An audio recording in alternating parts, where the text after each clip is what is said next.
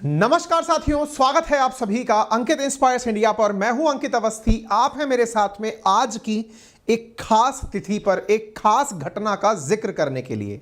तिथि है 30 जनवरी 2023। चर्चा इसलिए क्योंकि आज ही के दिन नाथूराम गोडसे के द्वारा महात्मा गांधी जी को गोली चलाकर मारा गया था।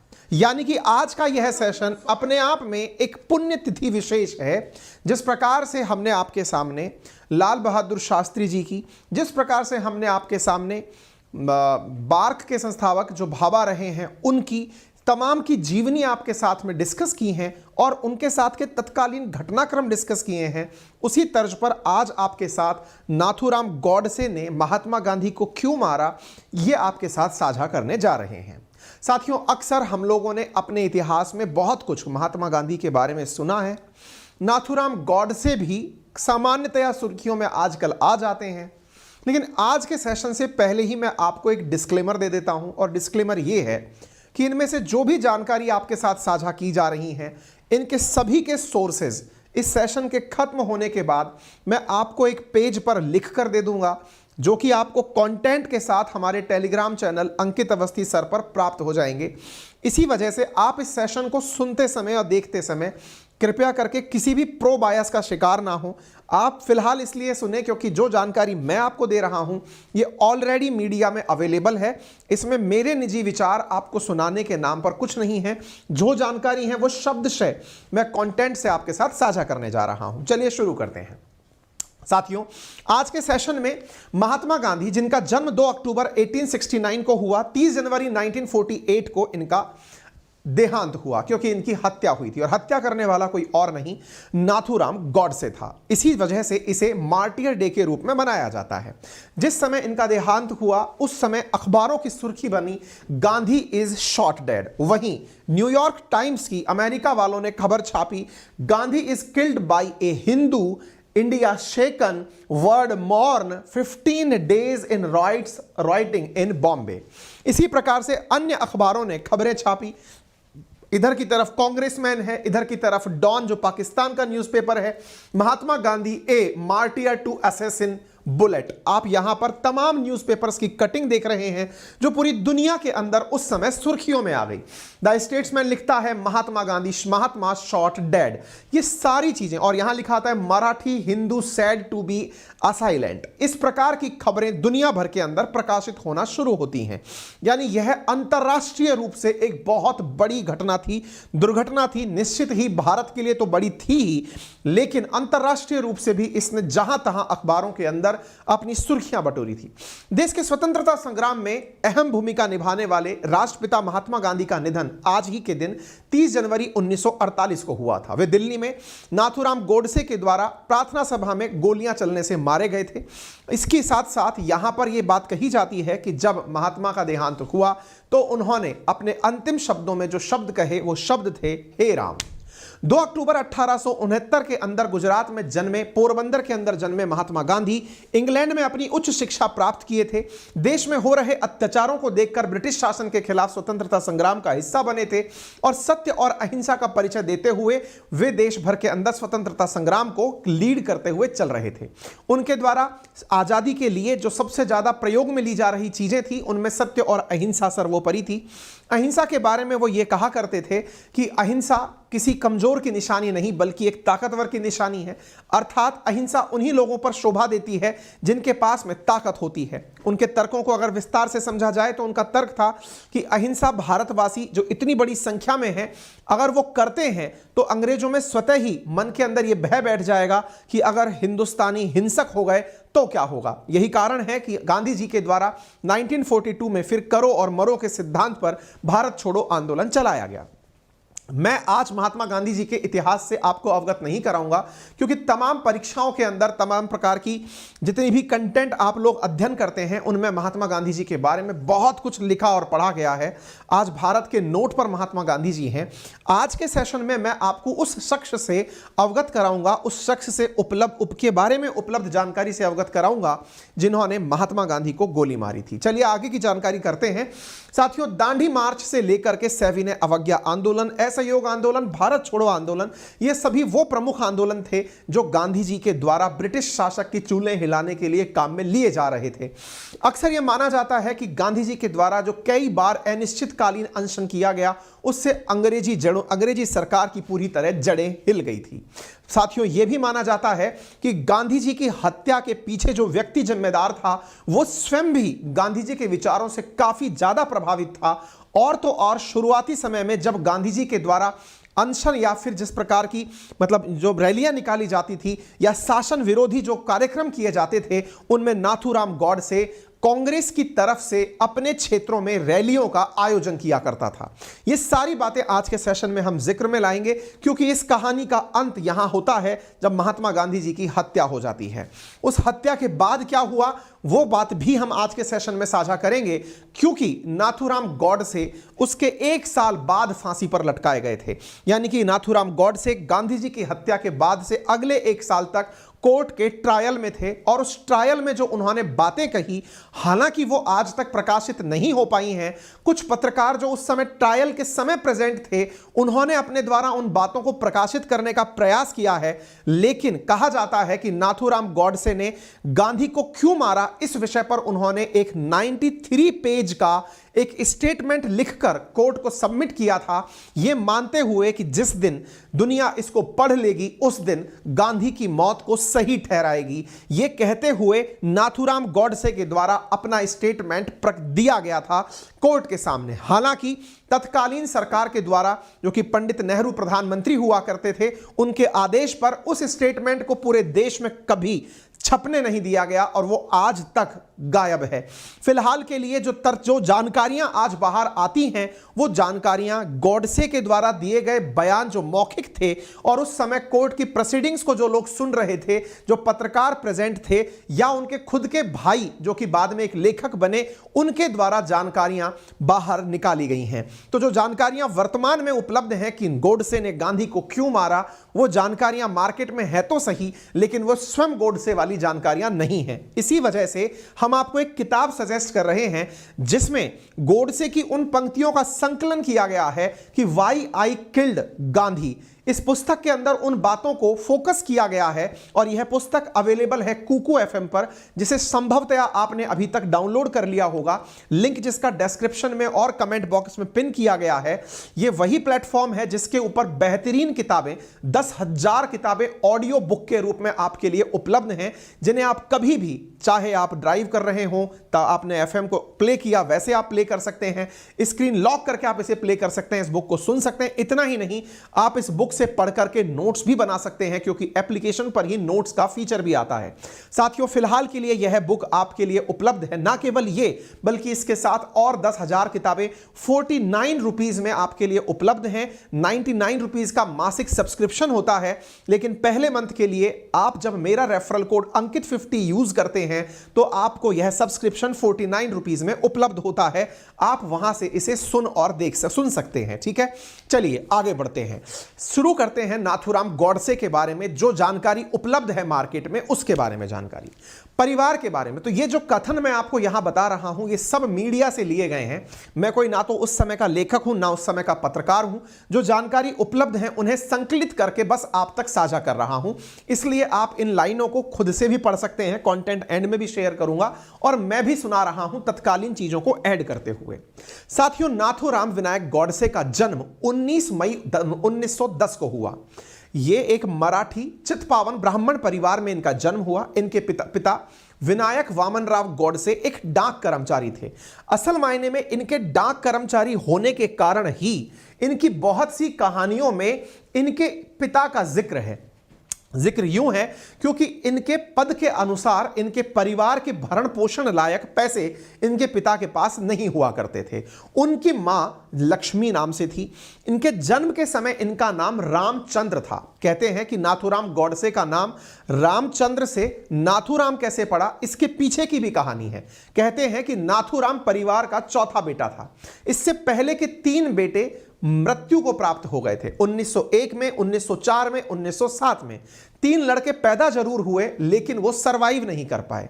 इस आधार पर इनके परिवार में यह मान्यता बनी कि शायद इनके घर को कोई श्राप है कि बेटे यहां सरवाइव नहीं करेंगे, इसलिए मान्यता मानते हुए इन्हें बेटी की तरह परवरिश करके बड़ा किया गया।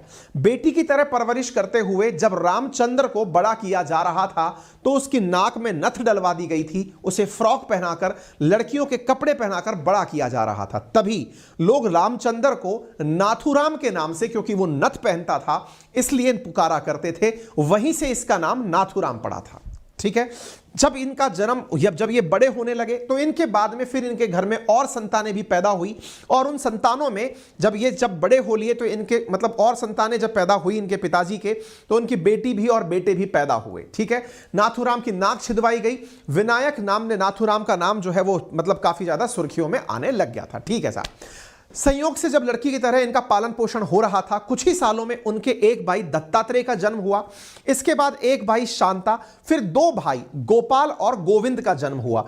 ये जो नाम है गोपाल, इसे आप ध्यान रखिएगा, क्योंकि असल मायने में आज जो भी मार्केट में जानकारी उपलब्ध है वो बहुत हद तक इस गोपाल के द्वारा कही गई जानकारी उपलब्ध है, जो कि जेल से छूटकर आने के बाद जो जानकारी मीडिया में दिया या किताबों में लिखकर दिया, वो जानकारी वर्तमान में उपलब्ध है। ठीक है, परिवार मानता था कि नाथुराम ने श्राप से उन्हें मुक्ति दिला दी।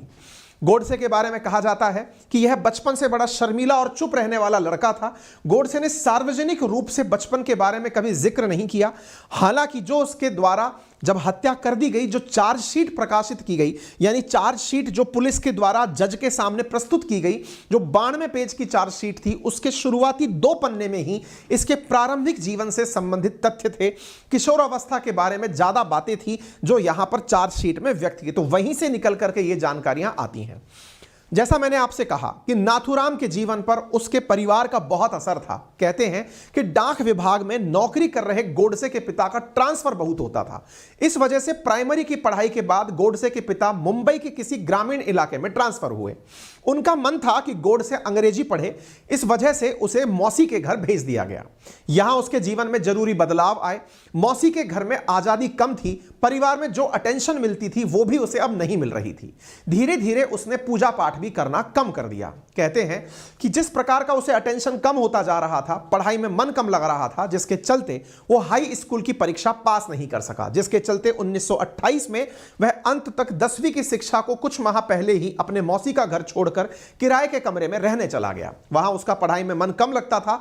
दोस्तों के साथ समय बिताने के अलावा वो तैराकी करता था। गोडसे के बारे में कहा जाता है कि वो बिना रुके 2 मील यानी करीब 3218 मीटर तक तैर सकता था। हाई स्कूल की पढ़ाई में वो इंग्लिश के पेपर में फेल हो गया। अब आपके दिमाग में एक सवाल आएगा, सर जानकारी महात्मा गांधी जी के बारे में दी जानी चाहिए, आप गोडसे के बारे में क्यों जानकारी दे रहे हो? अगेन मैं आपको बता दूं, जो पटकथा आपके सामने बताई जा रही है, इससे आपके मन में कैरेक्टर बिल्डिंग समझ में आती है कि यह व्यक्ति ऐसा क्यों था। जब भी आप किसी केस में होते हैं, फिलहाल के लिए आपको यह तो पता है कि नाथुराम गोडसे ने महात्मा गांधी को गोली मारी थी, लेकिन असल में यह व्यक्ति था कौन, इसका इतिहास क्या था, किस घटना ने इसे ऐसा करने के लिए प्रेरित किया, वो कौन सी घटना थी जिसके चलते नाथुराम गोडसे इतना ट्रिगर हो गया कि उसने महात्मा गांधी के के ऊपर 3 गोलियां दाग दी। इसके पीछे का बड़ा कारण जो गोडसे कहता है वो ये है, जो मैं आपको पहले ही बता दे रहा हूं ताकि आपको उसकी पूरी विचारधारा समझ में आए, और वो ये है कि ये कहता है कि महात्मा गांधी जी ने 55 करोड़ रुपए पाकिस्तान को दिलाने के लिए अनशन किया था। सेशन के अंत तक रहिएगा, उस तर्क पर या उस तथ्य पर भी हम आपका ध्यान आकर्षित करेंगे। लेकिन नाथुराम गोडसे का जो ट्रिगर पॉइंट था वो ये था कि पाकिस्तान को ये मानता है कि भारत के विभाजन के लिए महात्मा गांधी जिम्मेदार थे, और वहीं दूसरी ओर मुस्लिमों के हितैषी थे महात्मा गांधी, जिन्होंने पाकिस्तान को 55 करोड़ रुपए दिलाने के लिए आमरण अनशन किया था। इस तथ्य की अंत तक हम फैक्ट चेक भी करेंगे, लेकिन फिलहाल के लिए आप उस व्यक्ति के कैरेक्टर इन मेकिंग को सुन रहे हैं, कैसे उसके दिमाग में ऐसा मतलब जहर आया कि वो इस हत्या तक की घटना तक पहुंचा। सोचिए, महात्मा गांधी की हत्या करने से पहले कुछ दिन पहले, लगभग 10 दिन पहले भी एक बार प्रयास किया गया था, हालांकि वो फेल मार गया था।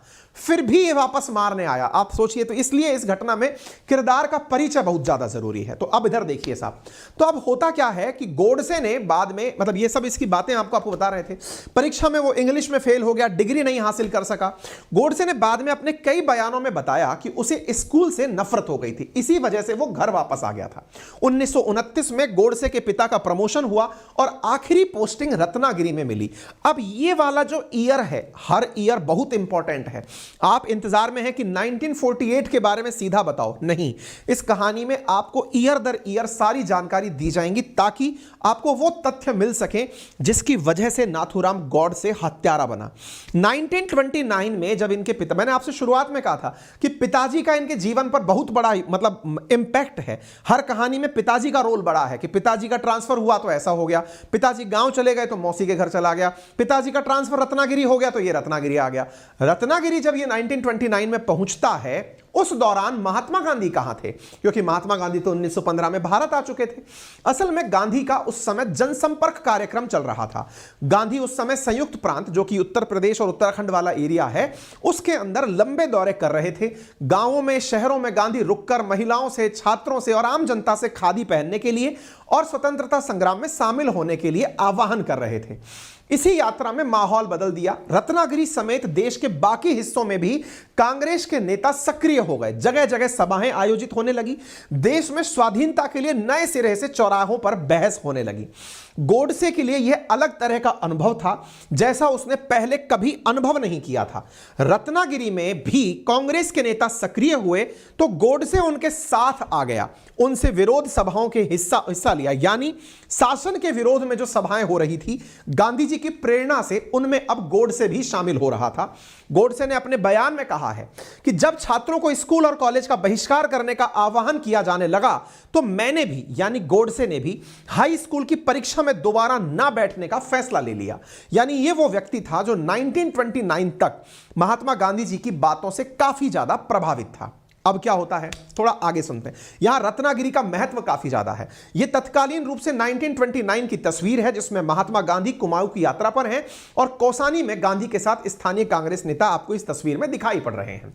फिर क्या होता है, गॉडसे धीरे धीरे राजनीति में सक्रिय होने लगा और फिर भाषण देने में अपना हाथ आजमाने लगा।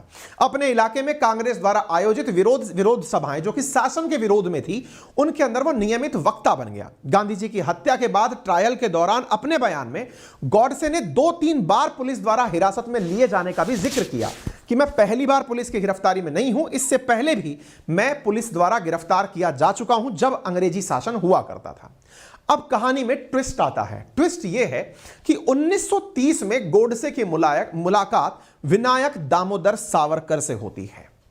विनायक दामोदर सावरकर, जिसकी वजह से आपने बहुत सारे एपिसोड कांग्रेस और बीजेपी में होते हुए देखे हैं।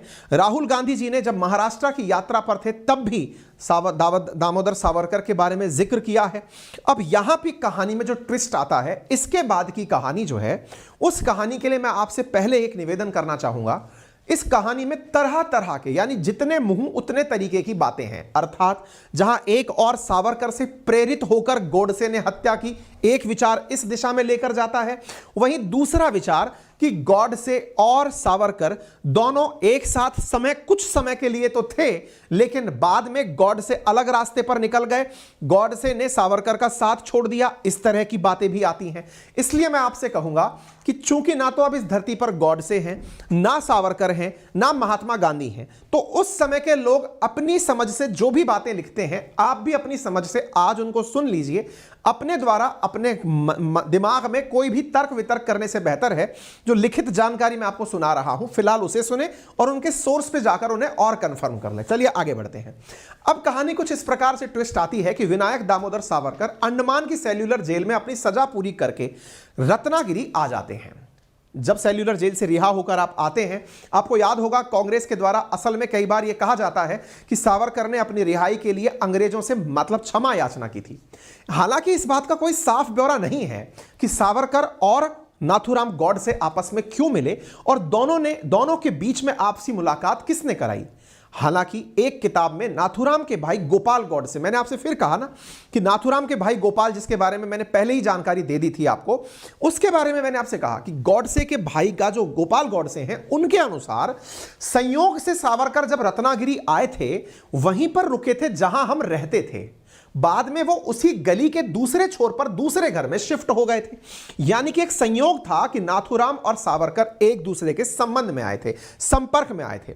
गोपाल गॉडसे, जो कि नाथूराम गॉडसे के भाई हैं, जो छोटे भाई हैं, उन्होंने लिखा है कि सावरकर के रत्नागिरी आते ही दोनों में काफी करीबी संबंध हो गया था।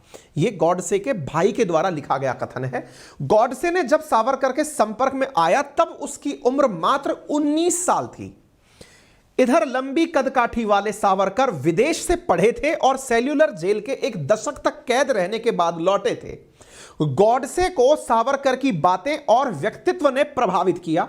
अगले 5 सालों तक दोनों की कोई मुलाकात नहीं हुई, लेकिन गॉडसे फिर भी सावरकर के विचारों से प्रभावित होता रहा। यही कारण है कि जब गांधी की हत्या का प्रश्न आता है तो हत्या में सावरकर के खिलाफ भी केस चलाया जाता है।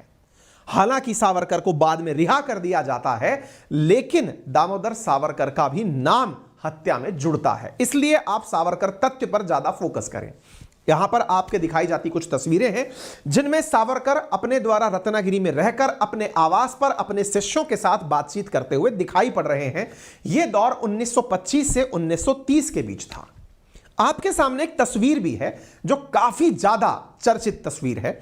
इस तस्वीर में जो लोग आपको दिखाई दे रहे हैं, इसमें सावरकर के साथ नाना आपटे, नाथूराम गॉडसे, विष्णुपंत करकरे, बड़गे, मदनलाल पहवा, शंकर किस्टिया, ये सारे लोग हैं। इनमें से पहवा वो व्यक्ति है जो गांधी को मारने के लिए बम फेंकने गया था, लेकिन लोगों के द्वारा देखने पर पुलिस के द्वारा गिरफ्तार कर लिया गया था।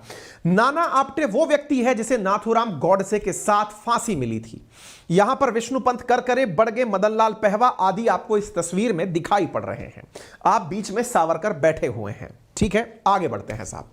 रत्नागिरी में सावरकर लगातार अपने हिंदुत्व के सिद्धांतों के साथ लोगों से मिलते रहे। गॉडसे को जब ये सब यहां पर मिल रहे थे तो यहां पर यह सब कुछ बहुत प्रभावित करता था। देखिए, एक पुस्तक थी, अगर आपको याद हो तो असल में सावरकर जी के द्वारा एक किताब लिखी गई थी 1857 का स्वतंत्रता समर, जिसको अंग्रेजों के द्वारा इंडिया में बैन करा दिया गया था।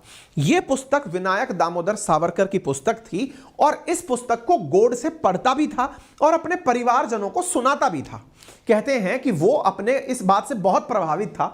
सावरकर ने जब जाना कि मैंने हाई स्कूल की परीक्षा छोड़ दी है तो गॉडसे कहता है कि सावरकर बहुत नाराज हुए, मुझे फैसला बदलने के लिए, मनाने के लिए कोशिश की कि तुम्हें पढ़ाई नहीं छोड़नी चाहिए, पढ़ाई कितनी महत्वपूर्ण है यह बताया, और सावरकर ने गॉडसे को किताबें और आजादी की लड़ाई से संबंधित साहित्य दिया, पढ़ने की आदत डलवाई।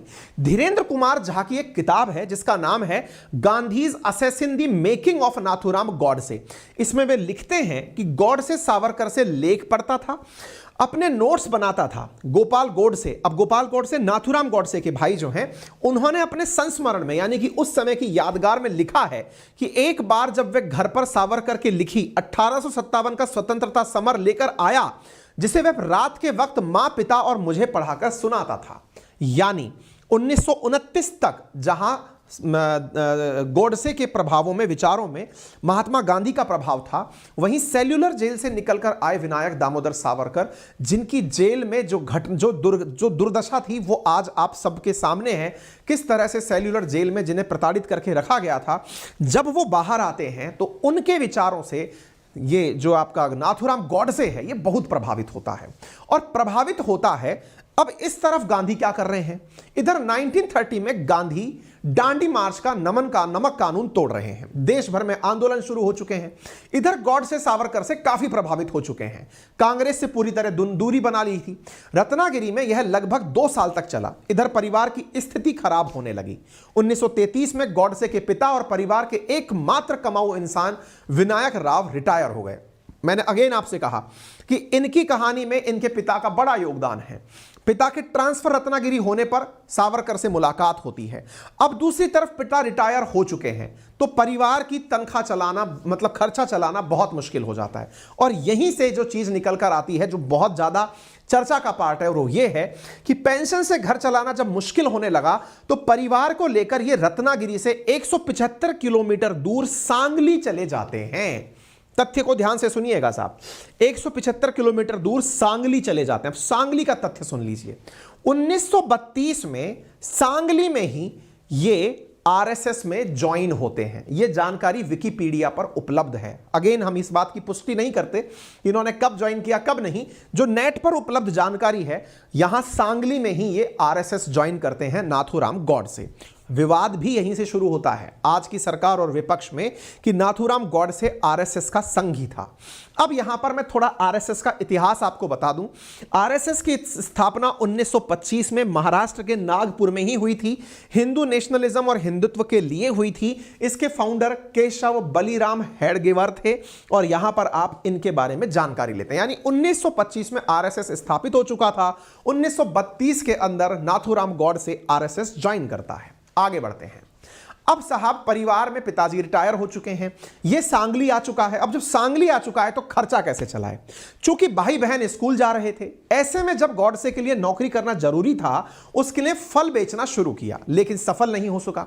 इसके बाद इसकी बड़ी बहन मथुरा के पास इटारसी चला गया, वहां कई नौकरियों में हाथ आजमाया। 1934 में पिता की बीमारी के कारण उसे वापस सांगली आना पड़ा। यहां आकर उसने सिलाई का काम सीखा और चरितार्थ उद्योग नाम से एक दुकान खोली, यानी सिलाई करना शुरू किया। अब देखिए सिलाई के साथ भी स्टोरी जुड़ती है। आपने आरएसएस के अगर कार्यकर्ताओं को देखा होगा तो वे एक निश्चित परिधान में एक गणवेश में होते हैं। उस गणवेश की सिलाई का काम नाथूराम गॉडसे करने लगा। इस समय तक सांगली में आरएसएस काफी प्रभावी हो चुका था।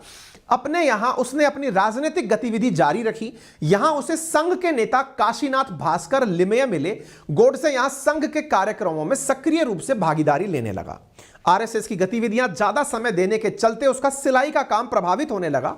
गॉडसे के अनुसार एक दिन पिताजी ने सार्वजनिक जीवन से दूर रहकर पैसे कमाने पर ध्यान देने को कहा। इसके बाद मैंने पूना जाने का फैसला किया। यहां 1936 के आसपास उसने स्थानीय आरएसएस कार्यकर्ता और कारोबारी विष्णु पंत के साथ सिलाई का काम फिर से शुरू किया और जल्द ही संघ के गणवेश, यानी कि जो संघ की वर्दी है, उसकी सिलाई का काम उसे मिलना शुरू हो गया। इस दौरान 5 साल बीत चुके थे, मगर सावरकर के विचार अभी भी उसे प्रभावित करते थे। हालांकि वो इस बिजनेस पर ज्यादा ध्यान देता रहा, प्रति महीने 70 रुपए अपने घर को भी भेजता रहा, लेकिन पैसे अभी भी कम पड़ रहे थे। इसी बीच सितंबर 1937 में सावरकर हिंदू महासभा का अध्यक्ष बनते हैं। अब ये जो खबर है ना, ये खबर वो है जिसकी वजह से आरएसएस और हिंदू महासभा एक दूसरे से विचारों में डाइवर्जन लाते हैं। यानी जहां एक और आरएसएस यह स्वीकार करते हुए कहती है कि गॉडसे ने आरएसएस ज्वाइन किया था, लेकिन वो बाद में हिंदू महासभा में चला गया था। हालांकि तथ्य यह भी होता है कि जो लोग हिंदू महासभा के सदस्य थे वो आरएसएस के भी सदस्य हुआ करते थे, यानी दोनों के कंबाइंड मेंबर भी बहुत से लोग हुआ करते थे। 1937 में सावरकर जब हिंदू सभा के अध्यक्ष बने, तब गॉडसे की सिलाई की दुकान गणवेश आदि के लिए एक चर्चित दुकान हो चुकी थी। अब देखो, सावरकर हिंदू महासभा के अध्यक्ष बन चुके हैं, स्वाभाविक रूप से नाथूराम गॉडसे प्रभावित है इस बात से कि भाई सावरकर आ चुके हैं तो उनके साथ साथ हिंदू महासभा ज्वाइन की जाए। अब गॉडसे ने वहां आरएसएस के लोगों के बीच संबंध बनाए, लेकिन उसका रुझान अब हिंदू महासभा की तरफ हो चुका था। चूंकि सबका बिजनेस पार्टनर संघ था तो काम चलता रहा, लेकिन उसे राजनीतिक भविष्य की चिंता थी। गॉडसे ने संघ छोड़कर हिंदू महासभा में जाने की निर्णय लिया। इस बात को लेकर विद्वानों में काफी ज्यादा कन्फ्लिक्ट है। बहुत सारे लोग मानते हैं कि गॉडसे ने कभी आरएसएस छोड़ा ही नहीं था। बहुत से लोग मानते हैं कि नहीं, वो हिंदू महासभा चला गया था। एक अमेरिकी रिसर्चर है जे.ए. करेन, उनके अनुसार गॉडसे राष्ट्रीय स्वयंसेवक संघ में 1930 में शामिल हुआ। जल्द ही उसे एक वक्ता और संगठनकर्ता के रूप में ख्याति प्राप्त हुई। 1934 में उसने संघ छोड़ दिया, ऐसा एक अमेरिकी रिसर्चर के द्वारा दावा किया जाता है, क्योंकि हेडगेवार संघ को कथित तौर पर एक राजनीतिक संगठन नहीं बनाना चाहते थे। आज भी आरएसएस कोई भी राजनीतिक संगठन नहीं है। इसका उद्देश्य राष्ट्र निर्माण है और यह किसी भी प्रकार से राजनीतिक गतिविधि में इन्वॉल्व डायरेक्टली नहीं होता है। हालांकि यह माना जाता है कि आरएसएस चुनाव में बीजेपी से सीट मांगकर अपने उम्मीदवार उतारता है, लेकिन इनडायरेक्टली अगर एक बार में पूछा जाए कि आरएसएस की छवि क्या है तो आंसर निकल के आता है कि आरएसएस चुनाव में नहीं उतरता है। पार्टी नहीं है, जैसे बीजेपी, कांग्रेस, सपा, बसपा पार्टी हैं, ऐसे आरएसएस पार्टी नहीं है। तो हेडगेवार जो कि इसके संस्थापक थे, वो इस बात से दूर रहना चाहते थे कि यह कोई राजनीतिक दल है। इसी के चलते अब आगे बढ़ते हैं। गॉडसे पर अपनी किताब गांधीज असैसिन में धीरेन्द्र झा दावा करते हैं कि यह सच नहीं है। झा ने किताब में लिखा कि गॉडसे एक प्रमुख स्वयंसेवक था आरएसएस का। बीबीसी से बातचीत में झा ने कहा कि उसे संगठन से बाहर किए जाने का कोई सबूत नहीं था। किताब के अनुसार देखिए, दो अलग अलग लोगों की बातें हो गई। एक तरफ अमेरिकी रिसर्चर की बात हो गई, दूसरी तरफ अब यहां पर बातचीत चल रही है झा के बारे में, और कहा जाता है कि उसने संगठन से बाहर जाने का कोई सबूत नहीं था। हिंदू महासभा का हिस्सा बनने के बाद आरएसएस से नाता तोड़ने का कोई जिक्र नहीं है। हालांकि अदालत के सामने बयान में गॉडसे ने कहा कि उसने आरएसएस छोड़ने के बाद हिंदू महासभा ज्वाइन की, मगर यह बताया नहीं कि यह सब उसने कब किया। अर्थात गॉडसे की जो खुद की टेस्टिमनी है उसमें भी उसने आरएसएस छोड़ना स्वीकार किया है। हालांकि यहां पर कहीं पर भी उसने मेंशन नहीं किया कि आरएसएस कब छोड़ा। यह जो झा की किताब है, इसमें जो बात की गई है, उसने कर्नन के इस दावे को सबूत पेश नहीं किया। वे लिखते हैं कि ट्रायल शुरू होने से पहले पुलिस को दिए बयान में गॉडसे ने माना था कि वे दोनों संगठनों के साथ काम कर रहा था। यह तो पहले से प्रूवन था, वो काम करता था। बीच में छोड़ करके उसने हिंदू महासभा ज्वाइन की थी। झा ने आर्काइव्स खंगालने के बाद किताब में यह दावा किया कि उसने मुताबिक हिंदू महासभा और आरएसएस के कई सदस्य दोनों संगठनों का हिस्सा थे। यह है गांधीज असैसिन, जो किताब है धीरेन्द्र के झा की। ठीक है साहब, आगे बढ़ते हैं। अब गॉडसे और संघ के रिश्तों का सच क्या है? देखिए, इस बात पर जब बहुत बहस छिड़ती है तो नाथूराम के भाई के पास आकर बॉल टिकती है, गोपाल गॉडसे के पास। अब गोपाल गॉडसे जो कि उसके साथ जेल गया था, तो फिर वो क्या बोलते हैं? तो उसका बयान है कि नाथूराम गॉडसे ने कभी आरएसएस नहीं छोड़ा। गोपाल की मौत 2005 में हुई। इनका एक अलग इंटरव्यू में गॉडसे के पड़पोते ने 2015 में एक पत्रकार को बताया कि 1932 में गॉडसे आरएसएस में शामिल हो। देखिए, अलग अलग डेट है, कहीं 1930 है, जो झा कहता है वो 30 को कहता है, ये पोता जो है वो 1932 कहता है। और यहां पर पोता क्या कहता है? ना तो उसे निकाला गया, ना ही उसने कभी संगठन छोड़ा। अगेन यहां पर जो गॉडसे का परिवार है वो ये कहता है कि नाथूराम ने कभी भी आरएसएस नहीं छोड़ा था। 15 नवंबर 1949 को फांसी पर चढ़ाए जाने से पहले गॉडसे ने आरएसएस की प्रार्थना की शुरुआती 4 पंक्तियां भी दोहराई थी। यानी ये सारे तथ्य उस दिशा में जाते हैं जो ये प्रूव करते हैं कि गॉडसे आरएसएस से अंत तक प्रभावित था। इससे यह दोबारा बात पता चलती है कि वह संगठन का सक्रिय सदस्य था। हालांकि इस बात को जो मैंने अभी हाल आपसे कहा, इसको लेकर बहुत ज्यादा मतभेद है। बहुत सारी जगह आरएसएस ये कहती है कि नहीं, वो हिंदू महासभा का सदस्य था। चलिए, आपने यहां पर इसका कैरेक्टर बनते हुए देख लिया। अब गॉडसे को बीच में भी एक बार जेल हुई थी, इसका जिक्र भी होता है। कहते हैं कि हिंदू महासभा और गॉडसे का जिक्र 1938 में आता है। हिंदू महासभा ने हैदराबाद के निजाम के खिलाफ मोर्चा खोल दिया।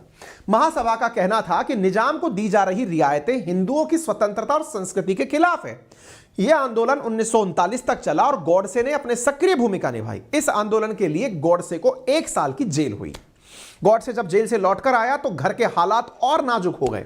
उसने सार्वजनिक जीवन से छुट्टी ली, सिलाई का काम जारी कर दिया और अब 150 रुपए वो घर भेजने लगा। मैंने आपसे कहा ना, शुरुआत से परिवार इनका साथ नहीं छोड़ा। इस बीच दत्तात्रेय भी पूना आ गया, वो भी कपड़े प्रेस करने का काम करने लगा। साल भर में चीजें पटरी पर आने लगी। भाई के आ जाने के बाद गॉडसे फिर से राजनीतिक जीवन में सक्रिय हो गया। यानी गॉडसे के पारिवारिक स्थिति बहुत सी चीजें निर्धारित कर रही थी। अब गॉडसे ने अपना एक नया संगठन बनाया। यह समय था जब सेकेंड वर्ल्ड वॉर की आहट सुनाई दे रही थी। आरएसएस पर कई प्रकार की पाबंदी लग चुकी थी। जैसे उस वक्त सेना के अलावा ड्रिलिंग, क्योंकि आरएसएस ड्रिल की एक्टिविटी आज भी करता है, तो ड्रिल की एक्टिविटी कोई और नहीं कर सकता था, इस वजह से आरएसएस पर पाबंदी थी। तो ऐसी स्थिति में किसी और व्यक्ति के इसमें शामिल होने की भी पाबंदी थी। ऐसे में संघ की परेड आदि पर रोक लग गई। फिर नाथूराम गॉडसे ने एक नया संगठन बनाने का विचार किया। संगठन बना हिंदू राष्ट्र दल के नाम से। 1942 तक यह अस्तित्व में आया। इस संगठन को हिंदू महासभा और आरएसएस दोनों का समर्थन प्राप्त था, क्योंकि आरएसएस पर बैन था, क्योंकि डर था अंग्रेजों को कि कहीं ऐसा ना हो कि देश के अंदर स्वतंत्रता संग्राम शुरू कर दे। ऐसी स्थिति में इस पर बैन लगा दिया गया, तो हिंदू राष्ट्र संघ का निर्माण होता है। इस संगठन में उसकी मुलाकात नारायण दत्तात्रेय आप्टे से होती। अब यह व्यक्ति भी याद रखिएगा भाई, यह व्यक्ति भी अंत तक फांसी तक जाएगा, इसलिए याद रखिएगा। 1943 आते आते हिंदू राष्ट्र दल पूना में एक प्रभावी संगठन बन गया था।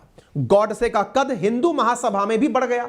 आरएसएस के लोगों के बीच भी उसकी जगह मजबूत हो गई, क्योंकि वो व्यक्ति अब क्या कर रहा था, वो व्यक्ति हिंदू राष्ट्र दल का निर्माण कर चुका था। इज्जत बढ़ गई, क्योंकि उसकी अपनी एक पार्टी हो चुकी थी। अपनी बातों को लिखने के लिए उसने पत्र लिखना शुरू किया, अखबार लिखना शुरू किया। 1944 में उसने अखबारों के लिए लिखना शुरू किया और अपना अखबार निकाला। मराठी अखबार अग्रणी को शुरू किया, और इस दौरान संगठन में उसका ध्यान हटता चला गया। एक समय अपने संगठन से लोगों से उसने कह दिया कि अखबार की व्यस्तता के चलते वो संगठन के प्रति समय नहीं दे पाएगा, और अपने विचारों को वो अखबार के माध्यम से लोगों तक भेजने लगा। हालांकि इसके अखबार का जो कंटेंट था वो काफी भड़काऊ बयानों और कंटेंट से भरा था। ऐसी स्थिति में इसके अखबार पर प्रतिबंध लगा दिया गया। प्रतिबंध खत्म कराने के लिए 1947 के शुरुआती महीनों में बॉम्बे प्रेसिडेंसी के गृह मंत्री मोरारजी देसाई, जिनकी सरकार बाद में स्वतंत्र भारत में पीएम के रूप में जो बने, मोरारजी देसाई उस समय गृह मंत्री थे, उनसे जाकर यह मिलता है और अपने अखबार पर लगे प्रतिबंध हटाने की बात करता है। मोरारजी देसाई कहते हैं a story of my life में कि उन्होंने कहा कि इस अखबार में चूंकि बहुत ज्यादा भड़काऊ बयानबाजी होती थी, जब बैन लगा तो वो यहां पर बैन हटवाने के लिए मेरे पास मांग करने आया, लेकिन मैंने उसके ऊपर और फाइन लगाए और जुर्माना भी लगाया। ये मोरारजी देसाई बोलते हैं। जुर्माना लगाए जाने के बाद भी गॉडसे की गतिविधियों पर कोई असर नहीं पड़ा। उसने चुपचाप एक नया अखबार निकाला जिसका नाम था हिंदू राष्ट्र। पहले उसने हिंदू राष्ट्र के नाम से एक अखबार भी निकाला था, हिंदू राष्ट्र दल बनाया था। अब वो हिंदू राष्ट्र के नाम से एक अखबार निकालता है। संपादक और प्रबंधक गॉडसे और उसका दोस्त दत्तात्रेय बना रहता है। इस बीच देश आजाद हो जाता है। देश में इस समय जो हिंसा चल रही थी, हिंसा किस बात की, पार्टीशन के नाम पर। देखिए यहां पर हमने अभी तक गॉडसे के निजी जीवन पर आपको जानकारी दी है, लेकिन पैरेलली देश में हो क्या रहा है। देखिए पैरेलली देश में जब सेकेंड वर्ल्ड वॉर ब्रिटिशर्स जीत जाते हैं, उस समय देश के अंदर आजादी की मांग उठने लगती है।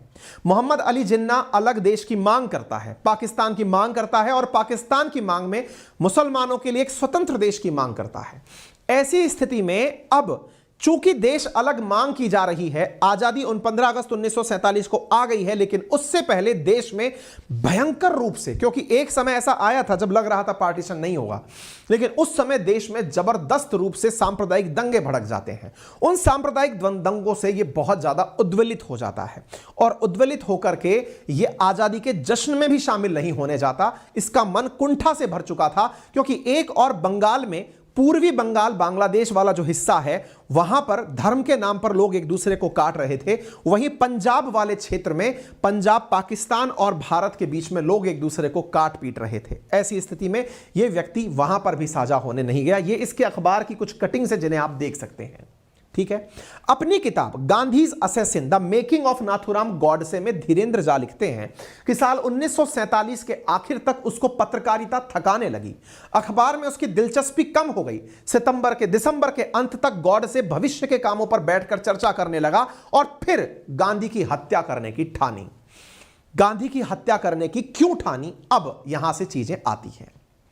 उम्मीद है कि आप लोगों को गॉडसे के बारे में जो जानकारी आज पहली बार पता चली है, अगर आपको यह जानकारी पहली बार पता चली है, तो हमारी टीम एफर्ट्स को ही, अगर आपको लगता है कि अच्छे हैं, प्रयास किया जा रहा है आप तक जानकारी पहुंचाने का, तो आप इस बात पर भी हमारे चैनल को सब्सक्राइब कर सकते हैं, जिसका रेड कटल में एक बटन दिया हुआ है, जिसका कोई चार्ज नहीं लगता है। समय आपके पास है, आप लगे उचित तब कर लीजिएगा। अब समय आता है प्लानिंग करने का। 2 जनवरी 1948 को गांधी की हत्या की प्लानिंग पहली बार गॉडसे और आप्टे अहमदनगर के अंदर डेक्कन गेस्ट हाउस में मिलकर करते हैं। यह गेस्ट हाउस हिंदू महासभा का ही एक सदस्य था जिसका नाम विष्णु रामकृष्ण करकरे था। करकरे ने दोनों को यहीं पर मदन लाल पहवा से मिलवाया था। यह पहवा मैंने आपको शुरुआत में भी बताया था, तस्वीर में था। यह पहवा वही व्यक्ति है, अभी बताएंगे, जिसने प्लान गांधी जी को मारने का इससे पहले किया था। 9 जनवरी 1948 को हिंदू राष्ट्र अखबार के दफ्तर में, जो अखबार इसने प्रकाशित किया, उस दफ्तर में गॉडसे, दत्तात्रेय आप्टे, विष्णु करकरे और मदन लाल पहवा फिर से मिलते हैं। यही सप्ताह भर बाद दिल्ली जाने का प्लान बनता है। तय किया गया कि मदन लाल पहवा गांधी को गोली मारेगा। यहां पर यह निर्णय होता है। इस वक्त हत्या की तारीख 19 जनवरी तय की गई थी, लेकिन दिल्ली पहुंचकर मदन लाल पहवा 18 जनवरी को हाथ खड़े कर दिया और फिर नई योजना बनाई गई। पहवा डर गया कि भाई अपन नहीं मार पाएंगे, वो बैकफुट पर चला गया। प्लान बना कि प्रार्थना सभा से दूर पहवा एक विस्फोट करेगा जिससे लोगों का ध्यान भंग हो जाएगा। गुट के अन्य लोग हथगोला फेंककर भगदड़ मचा देंगे, फिर गांधी पर गोली चलाकर उन्हें मार दिया जाएगा। यह काम होता भी है। 20 जनवरी 1948 को पहवा ने जैसे ही विस्फोट किया, एक महिला ने उसे देख लिया और वो पकड़ा गया। वहां से ही दत्तात्रेय आप्टे, गोडसे और अन्य सहयोगी भाग निकले, क्योंकि अब वो पकड़ में आ चुका है। 23 जनवरी तक भूमिगत रहने के बाद गॉडसे ने तय किया कि वो गांधी को खुद ही गोली मारेगा। फिर 27 जनवरी को दत्तात्रेय आप्टे, नाथूराम गॉडसे दिल्ली आए। फिर गॉडसे रात की ट्रेन से ग्वालियर पहुंचा। यहां अपने विश्वास पात्र दत्तात्रेय सदाशिव परचूरे की मदद से एक पिस्तौल का इंतजाम किया। 29 जनवरी को दिल्ली लौटा। अगले ही दिन शाम 5 बजे बिरला भवन के मैदान में गांधी की प्रार्थना सभा से ठीक पहले उसके सामने गांधी के सीने में 3 गोलियां दाग दी। अब सवाल बनता है कि गॉडसे ने आखिर में गांधी की हत्या क्यों की? 30 जनवरी 1948 को जब दिल्ली के बिड़ला भवन में रोजना की तरह प्रार्थना का समय था, शाम के 5 बजे थे, उस दिन गांधी से मिलने सरदार पटेल भी पहुंचे थे। दोनों में बातचीत कुछ लंबी चली। महात्मा को घड़ी का होश नहीं रहा। प्रार्थना सभा पहुंचने में वो थोड़ी देर हुए। अपनी भतीजियों का हाथ थामकर गांधी जी 5:15 पर प्रार्थना सभा पहुंचे। लोगों में हलचल थी कि बापू आ गए। तभी खाकी बुशर्ट जैकेट पहने हुए, नीली पैंट पहने एक व्यक्ति आया। उसने बापू के पांव छुए और वहीं पर उनकी भतीजी मनुबेन ने उस आदमी से कहा, बापू पहले ही 10 मिनट लेट हैं, उन्हें क्यों शर्मिंदा करते हो? यह व्यक्ति था नाथूराम गॉडसे। उसने अपनी पुस्तक लास्ट ग्लिम्सेस ऑफ गांधी में मनुबेन ने लिखा है कि गॉडसे ने उन्हें एक जोर का धक्का मारा जिससे उनके हाथ में रखा सारा सामान जमीन पर गिर गया। सामान उठाने के लिए जैसे ही मनुबेन झुकी, पीछे से गोलियां चलने की आवाज आई। मुड़कर देखा तो गांधी नीचे पड़े थे। उन्हें अंदर ले जाया गया, लेकिन उस दिन वहां कोई डॉक्टर मौजूद नहीं था। उनका बहुत सा खून बह चुका था। कुछ ही मिनटों में उन्होंने प्राण त्याग दिए। आज का वो दिन, 1948 का दिन, मैंने आपको याद दिलाया है। लगभग यही समय रहा होगा जब गांधी के प्राण इस धरती से हमेशा के लिए स्वर्गलोक की तरफ गमन कर गए। यही वो पिस्टल है जिस पिस्टल से नाथूराम गॉडसे ने गांधी को असैसिन किया था। बाहर नाथूराम हाथ उठाकर पुलिस चिल्ला रहा था। अलग अलग सोर्स के मामले अलग अलग कहानी बताते हैं। जनवरी 31, 1948 को न्यूयॉर्क टाइम्स की रिपोर्ट के अनुसार हर्बर्ट रेनर नाम के एक व्यक्ति ने नाथूराम को पकड़ा, पिस्तौल छीन ली। लेकिन कुछ लोगों का कहना है कि नाथूराम गॉडसे वहां से भागा नहीं था, उसने आत्मसमर्पण किया था और पुलिस ने उसे उसी समय गिरफ्तार कर लिया और पिस्टल छीन ली। यह एक तस्वीर है साथियों, जो कि उस समय नाथूराम गॉडसे के साथ उसके अन्य सहयोगियों को जब जेल में ट्रायल के लिए लाया गया तो ये सब मुस्कुरा रहे थे। और ये सब गांधी की हत्या के बाद नाथूराम गॉडसे, दत्तात्रेय आप्टे, विष्णु करकरे, जिन्हें पता था कि मर्डर केस की सजा फांसी होगी, लेकिन इन सब के चेहरे पर एक मुस्कान थी। ये सब मुस्कुरा रहे थे। एक दृश्य है उस समय का जिसमें कटघरे में बैठा नाथूराम गॉडसे यहां पर दिखाई दे रहा है। इनके ऊपर सुनवाई चल रही है और ये सब लोग बैठ करके हंस रहे हैं। कोर्ट हियरिंग कर रहा है। जज ने गॉडसे के बयान पर, मतलब जो भी बात चल रही थी, बयान पर हालांकि रोक लगाने की कोशिश की थी। ये सब बातें आर्काइव्स में उपलब्ध हैं, हालांकि ये चीजें बाहर नहीं आ पाई। गॉडसे का केवल इतना तर्क था, जब गांधी जी के बेटे ने जाकर गॉडसे से पूछा कि आपने मेरे पिता को क्यों मारा, तब उन्होंने कहा कि यदि आपके पास 45 मिनट हो तो मैं आपको बता सकता हूं कि मैंने आपके पिता को क्यों मारा। हालांकि 45 मिनट का गोडसे को समय नहीं दिया गया ताकि वो उनके बेटे को बता पाता कि उसने गांधी जी को क्यों मारा। हालांकि गोडसे ने मरने से पहले अपनी जो 93 पेज की 93 पेज की रिपोर्ट सबमिट की कि मैंने गांधी को क्यों मारा, वो आज तक सार्वजनिक नहीं हो पाई। 8 लोगों की आरोपी बनाया गया। नाथूराम गोडसे, उसका भाई गोपाल गोडसे, नारायण आप्टे, विष्णु करकरे, मदन लाल पहवा, शंकर किस्तैया, दत्तात्रेय परचूने, विनायक सावरकर। सावरकर जिनका नाम हमने शुरुआत में आपको लिया था, उनका नाम यहां पर आ चुका है। इस मामले की सुनवाई लाल किले में बने ट्रायल रूम में शुरू हुई, जिसका फैसला 10 फरवरी 1949 को आया। जज आत्माचरण ने नाथूराम गोडसे और नारायण आप्टे को फांसी की सजा सुनाई। सबूतों के अभाव में सावरकर को बरी किया गया। बाद में दत्तात्रेय परचूने और शंकर किस्तैया को संदेह का लाभ देते हुए बरी किया गया। बाकी 3 दोषियों को उम्र कैद की सजा। दोषियों ने ट्रायल कैद के फैसले के लिए पंजाब हाईकोर्ट में अपील की, यानी यह मामला अब पंजाब हाईकोर्ट पहुंचता है। उस समय पंजाब का हाईकोर्ट शिमला के मिंटो कोर्ट में लगता था। यह भवन 1904 में बना था। गोडसे ने वकील की सेवाएं लेने से इनकार कर दिया ताकि वो अपनी बातें स्वयं रख सके, और अपनी बातें जब स्वयं रखे तो लोगों को उसकी दलीलें पता चल सकें, ताकि लोगों में यह विश्वास हो कि गोडसे को अपने काम का कोई पछतावा नहीं है, वो एक निर्भीक है, वो एक हिंदूवादी है और उसे अपने किए का कोई सजा नहीं है, कोई मलाल नहीं है। आपने गांधी की हत्या क्यों की? जब गिरफ्तारी के बाद में गांधी मर्डर एंड आफ्टर नाम की पुस्तक नाथूराम के भाई गोपाल गोडसे ने लिखी है, तो उसमें बताया जाता है कि जब गांधी के बेटे देवदास उनसे मिलने पहुंचे तो नाथूराम ने उनसे कहा कि मतलब पहले तो यह माना गया कि कोई वो सिरफिरा प्राणी होगा जिसने गांधी को मारा होगा, लेकिन उसने कहा मैं समझता हूं आप देवदास गांधी हैं, उनसे कहा गया। और फिर आया कि किसी बेटे के मन में अपने पिता की हत्या को लेकर एक सवाल आएगा, इस पर मेरी वजह से आपने अपने पिता को खोया है, आपको और आपके परिवार को जो दुख हुआ है मुझे उसका खेद है, लेकिन गांधी जी की हत्या के पीछे मेरा कोई व्यक्तिगत कारण नहीं है, यह मेरा राजनीतिक कारण है। मुझे पौन घंटे का वक्त मिले तो मैं आपको बताऊंगा कि मैंने गांधी जी की हत्या क्यों की। उस दिन तो नाथूराम को कोई वक्त नहीं दिया गया। 93 पेज का एक बयान बना जो आज ही के दिन यानी 8 नवंबर 1949 के दिन कोर्ट में पढ़ाया था। ये वो तस्वीरें हैं, यहां पर ये बयानबाजी होती है। अदालत में गोडसे ने जिन बातों का जिक्र किया उसमें उसने बताया, जिसमें उसने ये कहा, पढ़ने और सोचने के बाद इस यकीन हुआ कि मेरा पहला दायित्व हिंदुओं और हिंदुत्व के लिए था। एक देशभक्त और विश्व नागरिक होने के नाते 30 करोड़ हिंदुओं की स्वतंत्रता और हितों की रक्षा अपने पूरे भारत की रक्षा होगी। यहां दुनिया का प्रत्येक 5वां शख्स रहता है। इस सोच ने मुझे हिंदू संगठन की विचारधारा और कार्यक्रम के नजदीक ला दिया। मेरे विचार से यही विचारधारा हिंदुस्तान को आजादी दिला सकती है और उसे कायम रख सकती है। 32 साल तक विचारों में उत्तेजना भरने वाले गांधी ने जब मुस्लिमों के पक्ष में अपना अंतिम उपवास रखा तो मैं इस नतीजे पर पहुंच गया कि गांधी के अस्तित्व को तुरंत खत्म करना होगा। यह अंतिम उपवास की कहानी क्या है जो कि ट्रिगर के रूप में काम की थी, वो भी मैं आपको बताऊंगा। गांधी ने दक्षिण अफ्रीका में भारतीय समुदायों को हक दिलाने की दिशा में शानदार काम किया था, लेकिन जब वे भारत आए तो उनकी मानसिकता कुछ इस तरह बन गई कि क्या सही है क्या गलत है इसका फैसला लेने के लिए वो खुद को अंतिम जज मानने लगे। अगर देश को उनका नेतृत्व चाहिए तो यह उनकी अपराजेयता को स्वीकार करने जैसा था, और अगर देश उनके नेतृत्व को स्वीकार नहीं करता था तो वे कांग्रेस से अलग राह पर चलने लगते थे। यह बात नाथूराम गोडसे बोलता है, यानी नाथूराम गोडसे यह मानता है कि कांग्रेस से भी भारी हो चुके थे महात्मा गांधी।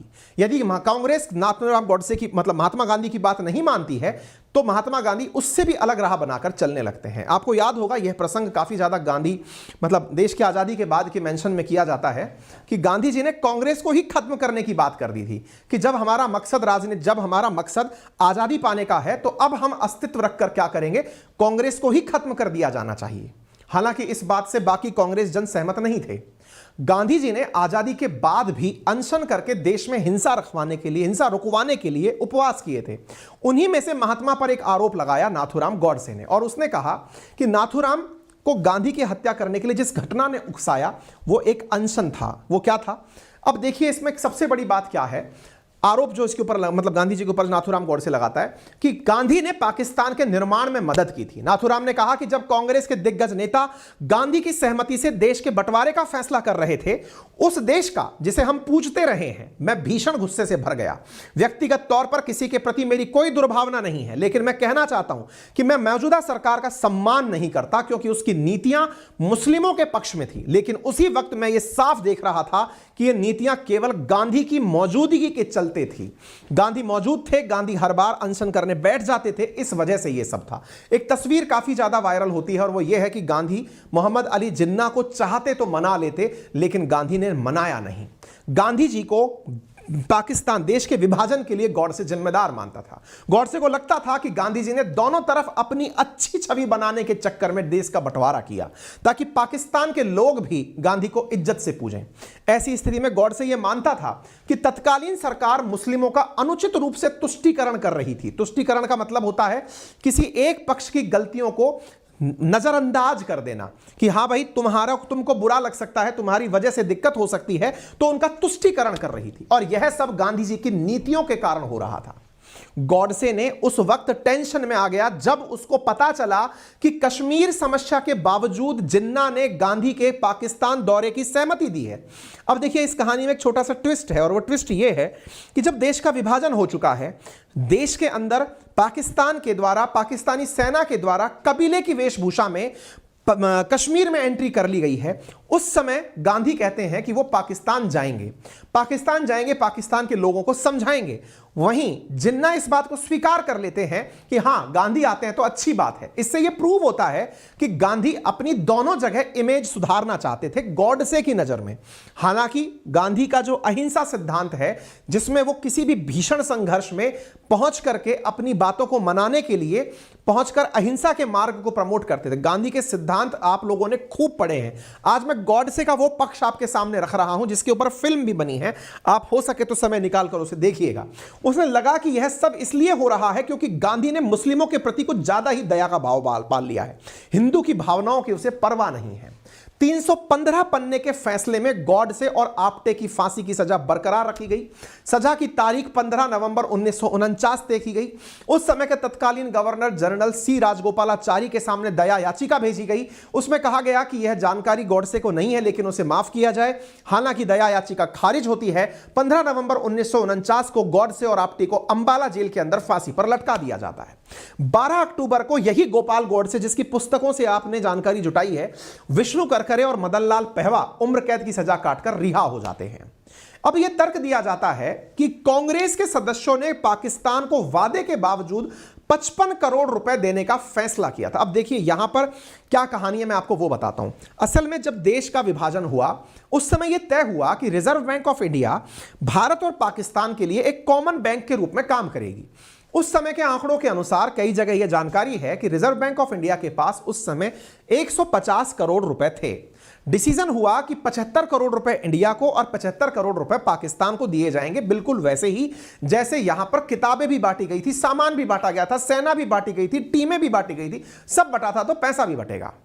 लेकिन पाकिस्तान को विभाजन के समय पहले 20 करोड़ रुपए ही दिए गए। 55 करोड़ रुपए आरबीआई ने रोककर यह कहा कि जब आपको जरूरत पड़े उस समय आप हमसे लेते रहना, क्योंकि हम अगले 1 साल तक कॉमन बैंक के रूप में काम करेंगे। अब हुआ कुछ यूं कि देश की आजादी के तुरंत बाद ही कुछ ही समय बाद पाकिस्तान की सेना ने कबीलों की वेशभूषा में कश्मीर पर चढ़ाई कर दी। कश्मीर पर चढ़ाई कर दी तो यह बात कांग्रेस के तत्कालीन नेताओं को पसंद नहीं आई। फैसला किया गया कि पाकिस्तान के बचे हुए 55 करोड़ रुपए उसे नहीं दिए जाएंगे। कहते हैं कि गांधी को यह बात बुरी लगी। उसने कहा कि गांधी को यह बात बुरी लगी और गांधी जी ने इसका करने के लिए अपना अनशन का व्रत शुरू कर दिया और कहा कि भाई मैं जब तक अनशन पर रहूंगा जब तक पाकिस्तान को उसके 55 करोड़ रुपए नहीं दे दिए जाते। यानी एक तरफ कश्मीर पर चढ़ाई हो रही है और गांधी अपना अनशन करके बैठे हुए हैं। इस वजह से कहता है नाथूराम गॉडसे कि मुझे लगा कि गांधी ना केवल पाकिस्तान को बनाने वाला था, बल्कि उनके द्वारा जो है पाकिस्तानियों के समर्थन में अनशन किया गया था। ऐसी स्थिति में पाकिस्तान की फौज का जो पक्ष है वो आपने सुना, लेकिन इसके पीछे एक तर्क और दिया जाता है और वो तर्क ये है कि फैसला जो देना था ना कि भाई कब किसको पैसा दिया जाएगा, ना देने का जो फैसला हुआ था, उसके 6 दिन बाद 13 जनवरी को महात्मा गांधी ने बिड़ला हाउस में अनशन शुरू कर दिया था। लोगों का तर्क है कि गांधी जी ने पाकिस्तान को 55 करोड़ रुपए देने के लिए अनशन किया था, लेकिन अनशन की घोषणा 12 जनवरी की प्रार्थना सभा में हुई थी और उस समय इस बात का गांधी जी ने कोई जिक्र ही नहीं किया था कि मैं इसलिए अनशन कर रहा हूं। लेकिन लोगों का मानना है कि गांधी जी ने वायसराय माउंटबेटन से मुलाकात की थी। माउंटबेटन ने कहा था कि भारत सरकार का यह फैसला राजनीतिक रूप से कमजोर और अविवेकपूर्ण है, यह असम्मानजनक कार्रवाई के लिए वजह बन सकता है। यही बात माउंटबेटन ने सरदार पटेल से भी कही थी। हालांकि सरदार पटेल इस असम्मानजनक शब्द से नाराज हुए। इधर पाकिस्तान ने भी धमकी देनी शुरू कर दी कि अगर भारत अपने समझौते से मुकरता है तो वह अंतरराष्ट्रीय कोर्ट में चला जाएगा। वक्त के साथ भारत के नेताओं को भी समझ में आने लगा कि अंतरराष्ट्रीय स्तर पर मामला आ गया है, इससे फजीहत हो सकती है, क्योंकि भारत ने 55 करोड़ रुपए देने के समझौते पत्र पर हस्ताक्षर किए हैं। ऐसी स्थिति में 14 जनवरी को हुई प्रार्थना सभा में भी गांधी जी ने चर्चा की, लेकिन कराची से लेकर गुजरात में हुए दंगों पर ही उन्होंने चर्चा की। 15 जनवरी को फिर से कैबिनेट की बैठक होती है और उससे 55 करोड़ रुपए पाकिस्तान को देने का फैसला किया जाता है। यानी 15 जनवरी को यह फैसला हो चुका था कि पाकिस्तान को पैसे दिए जाएंगे। अब यहां ध्यान देने वाली बात यह है कि गांधी ने अपनी प्रार्थना सभाओं में एक बार भी यह जिक्र नहीं किया कि मैंने अनशन इसलिए कर रखा है कि मैं पाकिस्तान को पैसे देना चाहता हूं। अब यहां पर कैबिनेट बैठक में गांधी जी नहीं थे, नेहरू, सरदार पटेल और श्यामा प्रसाद मुखर्जी जैसे नेता थे। अब यहां पर यह फैक्ट जुड़ता है कि अगर गांधी जी ने 55 करोड़ रुपए के लिए ही अनशन किया होता तो 15 जनवरी को उनका अनशन समाप्त हो जाना चाहिए था, लेकिन ऐसा नहीं हुआ। गांधी जी का अनशन 19 जनवरी को खत्म हुआ। यानी नाथूराम गॉडसे का यह तर्क जो है वो वितर्क है कि 55 करोड़ के लिए गांधी जी ने अनशन किया था, क्योंकि 55 करोड़ देने की जानकारी तो 15 जनवरी को ही दे दी गई थी। 19 जनवरी तक फिर गांधी जी ने क्यों किया, उसके पीछे का कारण यह था कि असल में 19 जनवरी को दिल्ली में सभी धर्मों के प्रतिनिधियों की हिंसा रोकने के लिए एक समझौते पर हस्ताक्षर किए गए थे। गांधी जी उस समय देश के विभाजन के समय धर्म के आधार पर जो हिंसाएं हो रही थी उन्हें रोकने के लिए लोगों पर एक मोरल प्रेशर क्रिएट कर रहे थे कि मैं अनशन पर नहीं बैठूंगा तब तक ये लोग दंगा नहीं रोकेंगे, इसलिए वो अनशन पर बैठे थे। और उनका अनशन तब जाकर समाप्त हुआ जब सभी धर्मों के प्रतिनिधि आपस में मिले और गांधी जी को मनाने का प्रयास हुआ। यह अनशन दिल्ली में चल रहा था, जो कि हिंसा के खिलाफ था, ना कि पाकिस्तान को 55 करोड़ रुपए देने के खिलाफ।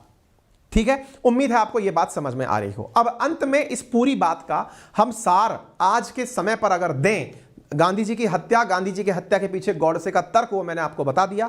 भारत के इतिहास में कहीं भी गॉडसे के बारे में इतनी जानकारी आपको कहीं नहीं मिली होगी। हालांकि हमने आपको पूरे सोर्सेज दिए हैं कि हमने ये जानकारी कहां से ली है। आइंस्टीन ने कभी भी गॉडसे के तर्कों को नहीं सुना, लेकिन गांधी जी को श्रद्धांजलि देते हुए ये बात कही थी कि अंत में वो अपने आदर्शों का शिकार बन गया, अहिंसा के आदर्श। उनकी मृत्यु इसलिए हुई, यह आइंस्टीन ने महात्मा गांधी जी के बारे में कहा है, क्योंकि अव्यवस्था और अशांति के दौर में उन्होंने खुद के लिए सुरक्षा लेने से मना कर दिया था। किसने? गांधी जी ने। यह उनका अटल विश्वास था कि बल प्रयोग अपने आप में एक बुराई है, इसलिए जो लोग सबसे ऊंचे न्याय के लिए प्रयास कर रहे हैं उन्हें बल प्रयोग से बचना चाहिए। अपने दिल और दिमाग में विश्वास के साथ उन्होंने एक महान राष्ट्र को उसकी मुक्ति की ओर अग्रसर किया। उन्होंने दिखाया कि लोगों को साथ जोड़ने के लिए राजनीतिक चालबाजी एकमात्र तरीका नहीं है। नैतिक रूप से श्रेष्ठ आचरण का ठोस उदाहरण पेश करके भी लोगों को अपने साथ जोड़ा जा सकता है। विश्व के सभी देशों में महात्मा गांधी की प्रशंसा इसी मान्यता पर टिकी है। साथियों, महात्मा गांधी जी के लिए केवल एक ही शब्द पर्याप्त है, और वो ये है कि आज महात्मा गांधी हर देश में पूजनीय हैं। क्यों पूजनीय हैं? क्योंकि अगर वो चाहते तो देश की आजादी के बाद अपनी सुरक्षा में सारी व्यवस्थाएं लगा सकते थे। अब यह प्रश्न आपके ऊपर बचता है, क्योंकि देश में जब अभिव्यक्ति की आजादी और बोलने की आजादी हो तो उस समय पर लोग गॉडसे का पक्ष भी जानना चाहते हैं। और ऐसी स्थिति में आज के सेशन में चूंकि हमने ये आपके बारे में पहले ही स्वीकार किया है कि गांधी जी के बारे में आपने बहुत कुछ पढ़ा, बहुत कुछ सुना ऑलरेडी है, लेकिन गॉडसे क्या सोचता था, क्या लिखता था, वो भी हमने आपके साथ साझा किया है। हो सकता है कि हमने अपनी प्रस्तुति में अपनी पूरी ऊर्जा और पूरा समर्पण रखा हो, फिर भी आपकी भावनाओं को ठेस पहुंची हो। इसके लिए हम पहले से ही आपसे क्षमा प्रार्थी हैं। हमारे द्वारा किए गए किसी भी कृत्य के पीछे हमारा कोई इंटेंशन आपको दुखी करना, आपके पक्ष को कमजोर करना नहीं है। बस आपके सामने एक पक्ष रखना था। अगर आपको ये जानकारी पसंद आती है और आपको लगता है कि हमने जो आप तक बताने के लिए इतनी मेहनत और समय दिया है, अगर आपको ये पसंद आता है तो इसे जरूर अपने साथियों से साझा करें। चैनल पर नए हैं तो आपके राइट हैंड कॉर्नर पर एक सब्सक्राइब का बटन दिया गया है, जिसे दबाने का कोई पैसा नहीं लगता, आप उसे दबा सकते हैं। वीडियो को लाइक कर सकते हैं, और बाकी आपकी क्या राय है उसे लिखने के लिए आप पूरी तरह फ्री हैं। मेरी नज़र में गांधी देश के आदर्श हैं। मैं खुद गांधी के बहुत से विचारों से बहुत ज़्यादा प्रेरित हूं और केवल एक बात कहता हूं कि गांधी ने अपने जीवन में 11 व्रत दिए थे।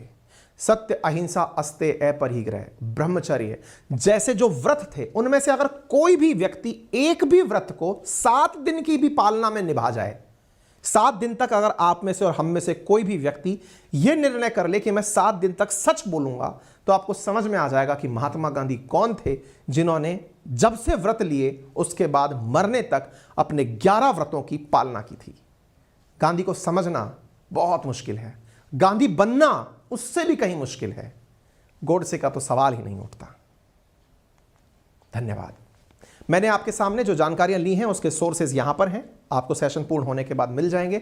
बाकी गोडसे की किताब के बारे में जो जानकारी है, पहले महीने पर जो कुकू एफएम का ऑफर है, आप अंकित 50 यूज करके उस लिंक पर क्लिक करके उस किताब को अवश्य सुन सकते हैं, जिसमें गांधी को उसने क्यों मारा उसके बारे में जानकारी दी गई है। अपना ख्याल रखें, बहुत बहुत धन्यवाद। इस कंटेंट को मैं आपके साथ हमारे टेलीग्राम चैनल अंकित अवस्थी सर या GK by Ankit Awasthi sir पर साझा करूंगा, आप वहां से भी इसे देख सकते हैं। सेशन बहुत लंबा हो गया, आपको असुविधा हुई होगी, उसके लिए हम क्षमा प्रार्थी हैं। धन्यवाद।